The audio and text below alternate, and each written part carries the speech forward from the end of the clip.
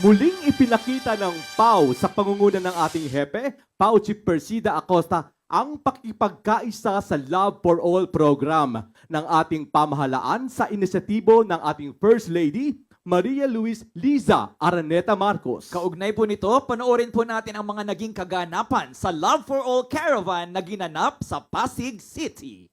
Sa kauna-unahang pagkakataon ay sinamahan ng Pangulo Ferdinand Bongbong Marcos Jr. ang kanyang may bahay First Lady Maria Luis Liza Araneta Marcos sa Love for All o Laboratorio Konsulta at Gamot para sa Lahat program. Ginanap ang Love for All Caravan sa Pasig City at nasa 1,500 na Pasigueños ang natulungan ng programa.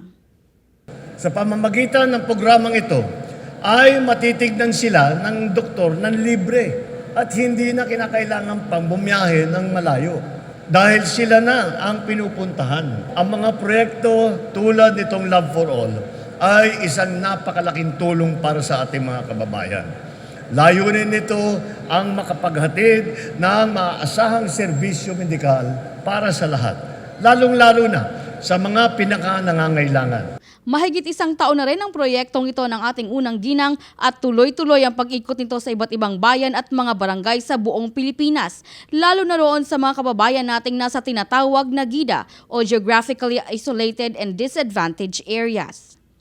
Mula sa simula ng proyektong ito, Mayo ng nakaraang taon, nakarating na po ito sa 35 lokasyon mula sa Luzon, Visayas hanggang pong Mindanao. Hindi lamang ito ang nagbibigay ng tulong medikal.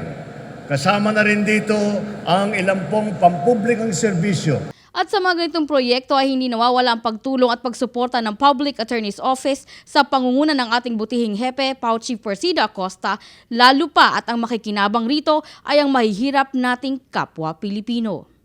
At makikita nyo ang serbisyo ng PAW, 12 milyon po ang napagsilbihan namin sa buong kapuluan. At makikita nyo na sadyang napakaraming mahihirap ang umaasa sa ating pamahalaan para matulungan sa kanilang mga kaso at legal problem.